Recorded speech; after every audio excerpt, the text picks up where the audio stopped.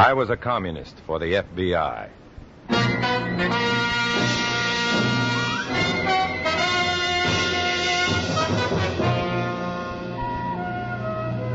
Starring Dana Andrews in an exciting tale of danger and espionage. I was a communist for the FBI.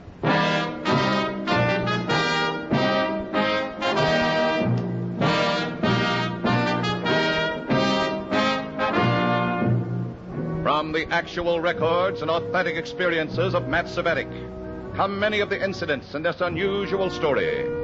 Here is our star, Dana Andrews, as Matt Cvetic, who for 9 fantastic years lived as a communist for the FBI. You've heard it said, too often, no doubt, that it's a woman's privilege to change her mind. The communists I've known don't go for that theory at all. Rather than have a woman change her mind, the Reds will go to great lengths to change the woman. This practice can be dangerous for the woman and for the Reds. This story will tell you why. In a moment, listen to Dana Andrews as Matt Cvetic, Undercover Man.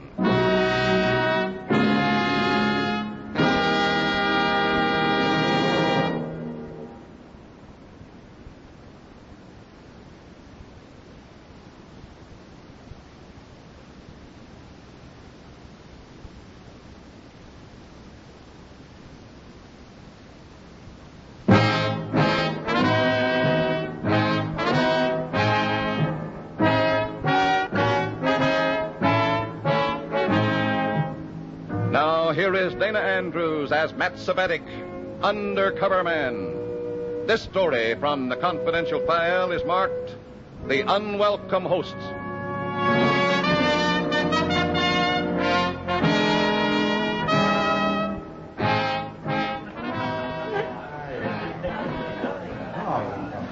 Sounds very cozy and civilized, doesn't it?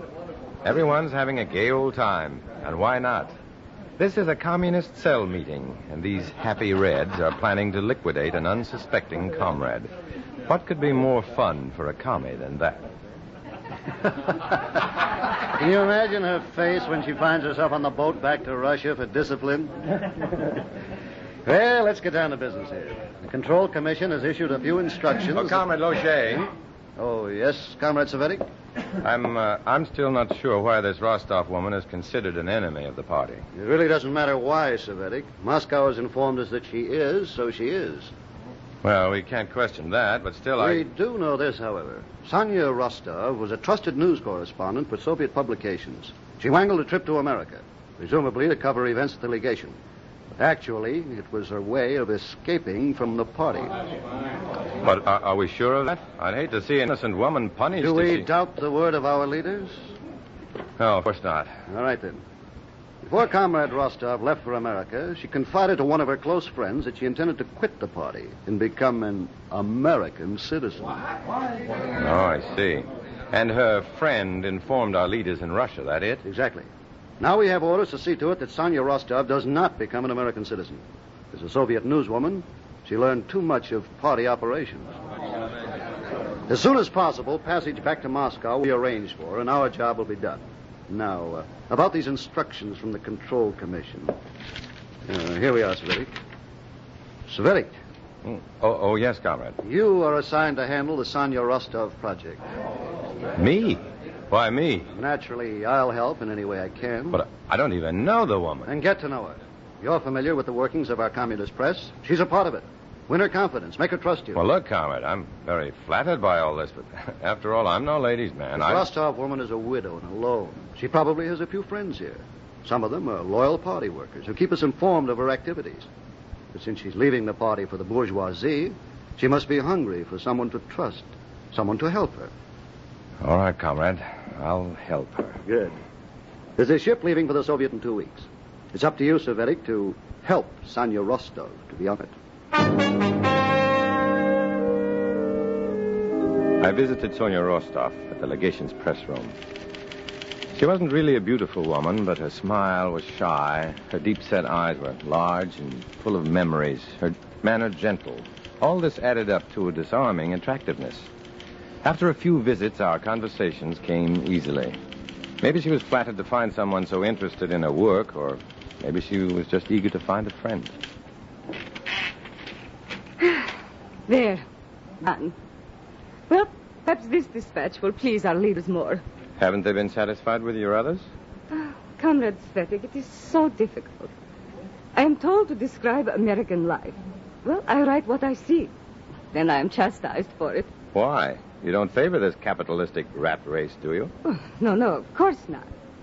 But in describing the truth, one cannot avoid mentioning the stores so abundant with so many foods. With the gleaming white appliances for cooking, the colorful fashions for women, the untroubled children. No, of course, these are all symbols of the superficial bourgeois existence. Sure. I hope you realize that by acknowledging them, I do not praise them. Say, I've got an idea. As long as these superficial symbols are here, let's you and I exploit them a little. No? I do not understand. Let's have some fun at the expense of the capitalistic system. Let's squander American money on useless bourgeois entertainments. Oh, no, Comrade Cvetic. A worker for the cause cannot stoop to impractical pleasure. Oh, don't be silly. I'm as loyal to the party as you are. How can you describe American life if you don't know how Americans have fun? That is true. No, really, I thank you, but I must... No. Must what? I must... I must nothing. Good, let's go. Let's show the capitalists that communists can have fun, too.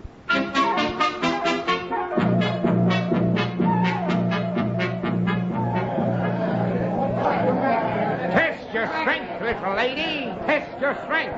Just raise the sledge above your pretty little head and bring it down with all the power in your body. You ready now? Yes, I am ready. Okay. A 1, a 2, swing! Did I do that? You and your own little biceps. That's a healthy little lady you got there, mister. Strong knocks. Oh, what will you have, lady? The Cupid doll or the genuine plastic flower vase? Well, the vase is more functional, Sonia. Yes, I know. I will take the Cupid doll, please.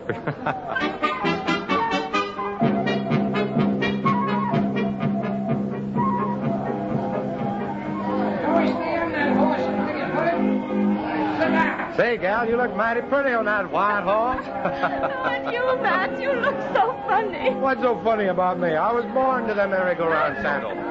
You're just not the type to ride a lavender swan. Okay, here you go. Jump down. That was fun. Well, where to now? Roller coaster, snap the whip, adagio. No, nothing more now. Carnivals are exhausting. Okay, let's sit down a bit. This bench okay? Good. Matt. Forgive me. For what? I have been thinking. Oh, forget about it. We all make that mistake. No, I'm serious. I've been thinking how much you enjoy all this. Sure. Don't you? Oh, yes, I do. So very much. But, Matt, these enjoyments, they do not contribute to the progress of our cause, do they? Oh. Well, guess we're a couple of traitors. You're not really worried, are you? Oh, Matt, there's so much fun in America. Is it wrong to enjoy things now and then? To do things just for the sake of enjoying them? No, Sonia. It's not the least bit wrong. Oh, I'm so glad, Matt. So very glad that you feel that way, too.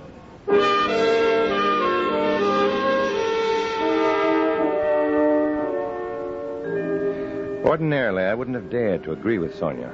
But under the circumstances, Comrade Lochet would have to consider my attitude a part of the gag. Part of the treachery I was expected to work against Sonia. To Sonia, though, my words of agreement were an act of faith. A sign that I'd be willing to help her.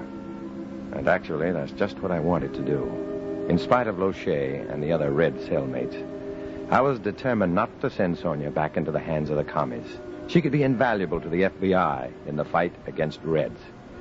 I might have figured a way to save her if I'd had the time, but the next day I received an unexpected visit from Lochet himself.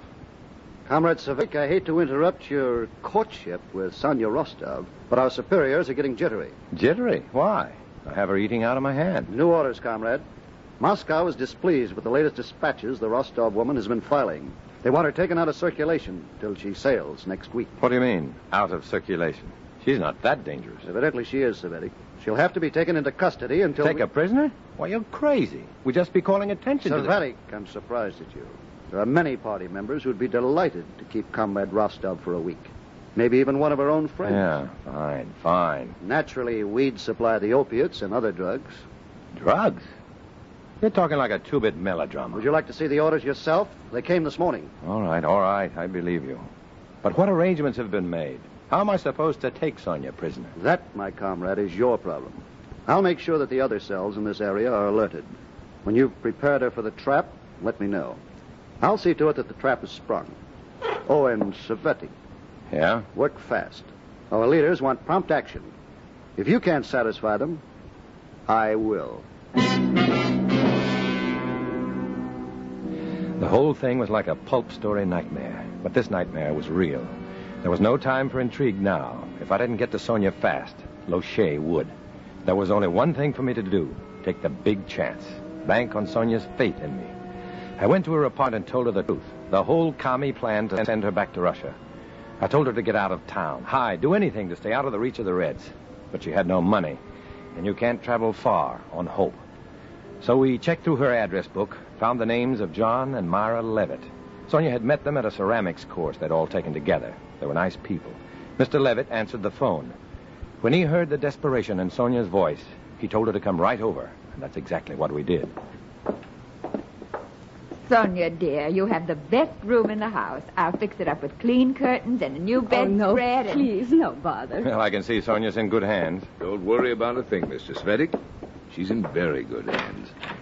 Oh, charming. A charming room. It's a good room for her. I'm sure it's very comfortable. Go inside, dear. Change your clothes. Make yourself at home. Perhaps I will. I'll only be a moment. Yes, go ahead.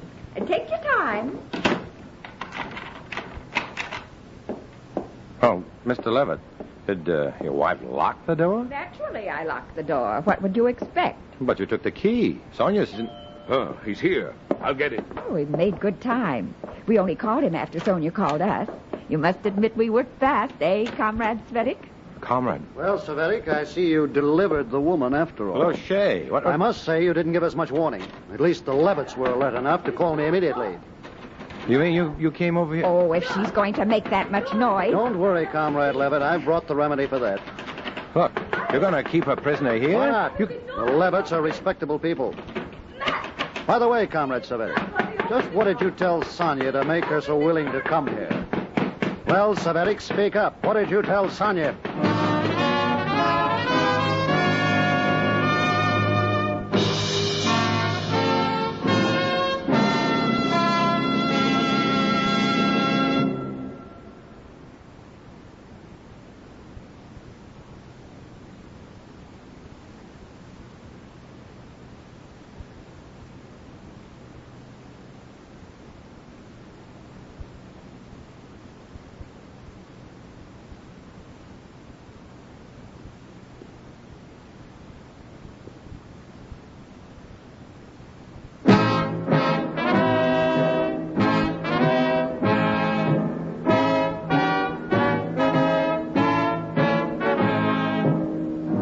Back to Dana Andrews, starring as Matt Cvetic in I Was a Communist for the FBI, and the second act of our story.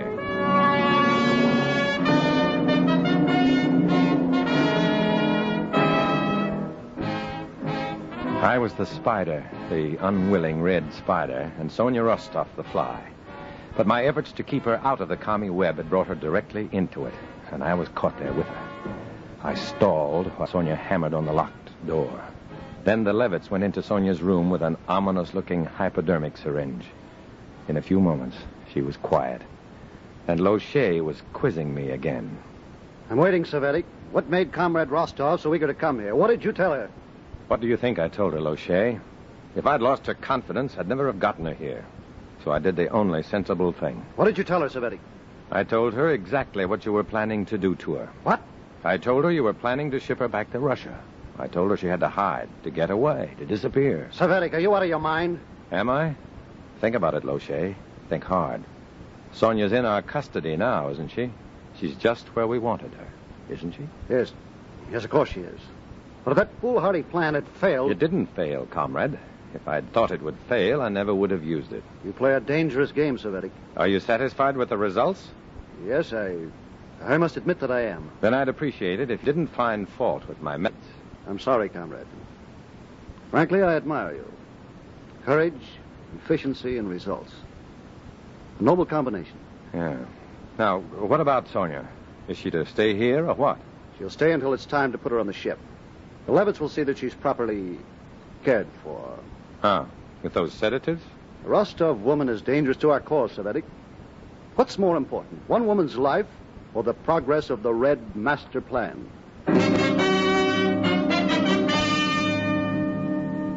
I'd managed to bluff my own way out of the trap, but Sonia was still there, a prisoner of the commies. I'd hoped to avoid calling the FBI for help, but now the situation was desperate. I phoned my FBI contact, explained the problem as well as I could, and arranged to meet him that night. Fill her up, sir? Yeah, it's practically empty. Regular or Ethel? This Ethel should get a red star for mileage. I'll take the Red Star, Ethel. Okay, Matt. What did you find out, Beaker? Can you get Sonia out of the Levitt apartment? No, Matt. The FBI can't interfere. Sonia Rostov isn't a citizen.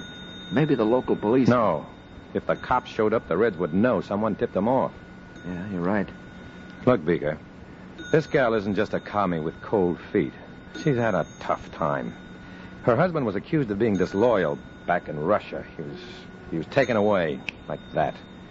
She stayed with the party because it was all she knew, all she'd ever been taught. Okay, Matt. We'll think of something. When she finally realized the truth about the Reds, a friend turned her in. Better check the oil. Come on. And what's more, she knows plenty about party operation. The FBI can use her information. We've got to get her out of there. Well, maybe a writ of habeas corpus would do it. Well, oil's okay.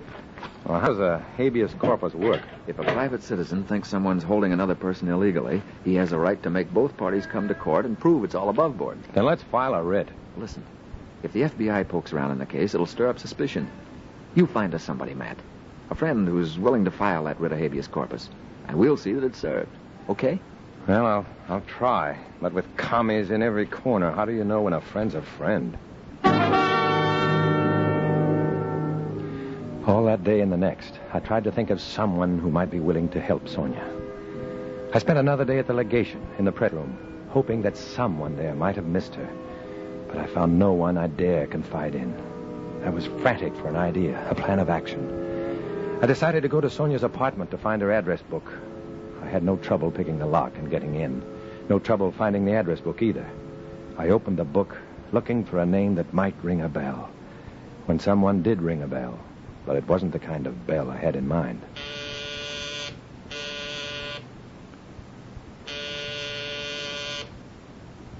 I held my breath and waited.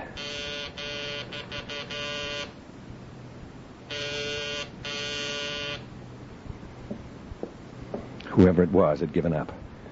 I waited a moment and tiptoed to the door and opened it a crack. Down the hall, just starting down the stairs, I saw a little old man carrying some freshly cleaned clothes. They were covered with large paper wrappers used by tailors and dry cleaners. He hadn't been able to deliver the clothes to Sonia.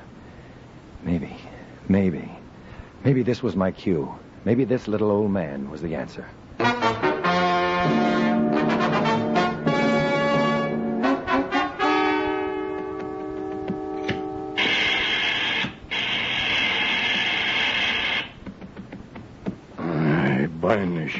I'm pressing clothes at my age. My arthritis is killing me. It looks like hard work, all right. I should be on acrobat better. No? What can I do for you? It's about Miss Rostov's cleaning. Miss Rostov, it's about time, I'd like to tell you. Why? Has it been very long? Listen, mister. She brings the clothes last week. She says she's got to have them Monday. Rush, she tells me. So, I break my back to have them for Monday. No, this is Thursday. Where is she? Well, she's staying with some friends a few blocks from here. She'd like you to deliver her clothes over there. Over there? Huh?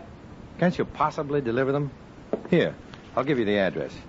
The name is Levitt. She needs to. So let her come and get them? Just a minute. Hey, just a minute. Mister, I ain't got time to schmooze. I'm a busy man. Well, I know you are, but you've got to understand. Sonia Rostov is at this address. She needs her clothes. So, she can't get away for a few minutes? No, that's exactly it. She can't get away. Do you understand? She can't get away. Oh. Uh-huh. What's the matter? She's sick? No, but she needs all the help she can get. You understand that? Mister, if you got something on your mind, say it. Stop talking in circles. Well, answer one question. Would you be willing to help Miss Rostov if you could? I mean, really help her. All right. I'll deliver the clothes on my way home tonight. Such a federal case you're making. I'll help her. Good. Thanks a lot. Hey, wait a minute. What? What's Miss Rostov to you? Who are you, anyway? Well, the name is Locher. Locher. Henry Locher.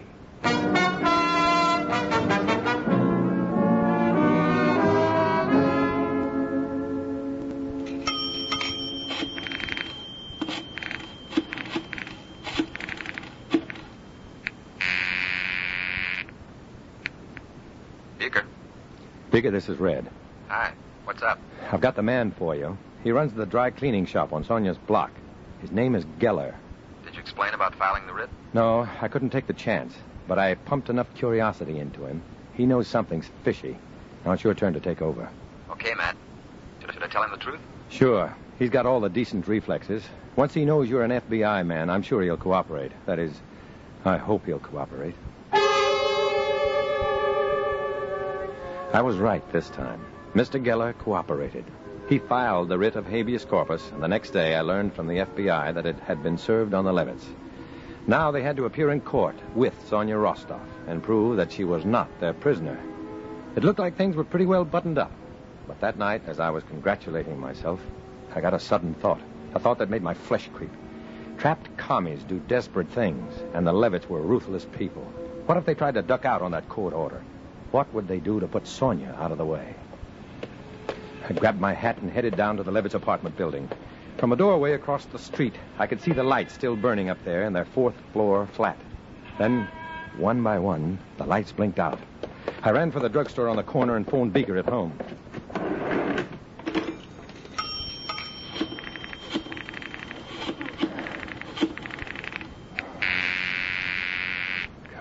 Come on.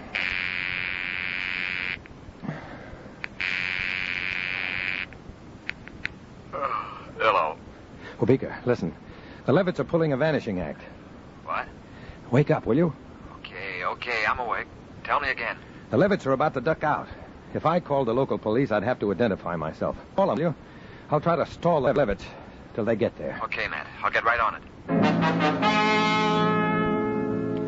When I got out of the drugstore, all the lights in the Levitts' apartment were out. By the time I got to the building itself, John and Myra Levitt were just stepping into the street. They each carried a suitcase. Oh, John! Myra! Wait a minute! Hey! I almost missed you. Where are you going? Cvetic, we haven't time to talk now. You'll have to excuse us. Why? What's the matter? Comrade, please, don't ask questions. Where's Sonia? Don't ask questions. Come on, John. For just a minute. Cvetic, get out of the way. Where's Sonia?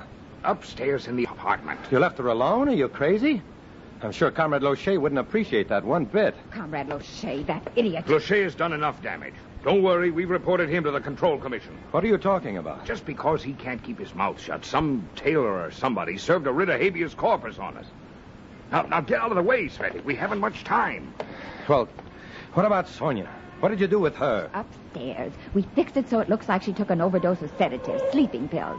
Now, for pity's sakes, comrade, stop bothering us. Just a minute there, you with the suitcases. Myra, look. Oh, no. Frank, there must be some mistake, officer. Mr. and Mrs. Levitt haven't done anything. Levitt, huh? That's who we want, all right. Come on, you two. We got a warrant for your arrest. Officer, I'm sure there's Never been mind. Well, where are you keeping Sonia Rostov? All right. Let's go back to your apartment. No, not you, buddy. What? You heard me. You're not invited. Keep moving.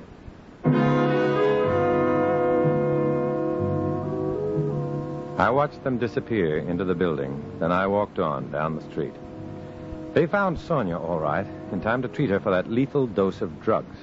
She's an American citizen now, and still takes her cleaning to Mr. Geller's little tailor shop. They've become good friends, too, Sonia and Mr. Geller. I walk by there every once in a while, hoping to catch a glimpse of them, and hoping they won't see me. They'd never understand why I can't keep a friend. They'd never understand why I stay in the shadows and walk alone.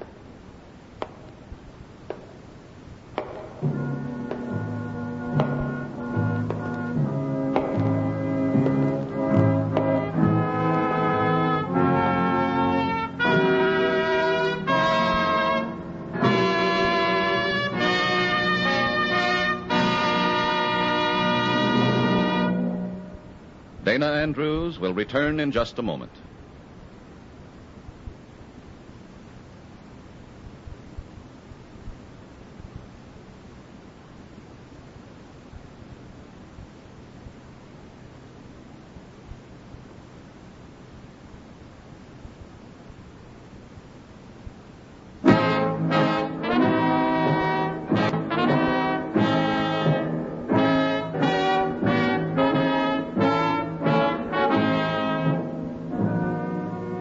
This is Dana Andrews again with the reminder that free people never have to choose their friends. Their friends choose them. In the story you just heard, names, dates, and places are fictitious to protect innocent persons. Many of these stories are based on incidents in the life of Matt Cvetic, who worked undercover for the FBI. Next week, another fantastic adventure. Join us then, won't you?